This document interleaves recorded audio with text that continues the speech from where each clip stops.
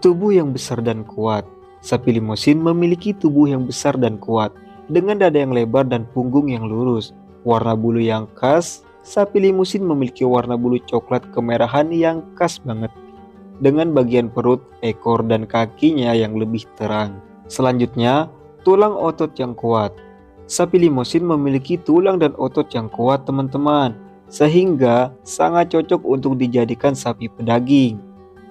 Lalu, berat badan yang ideal. Berat badan sapi Limousin jantan dewasa itu bisa mencapai 1000 hingga 1200 kg loh teman-teman.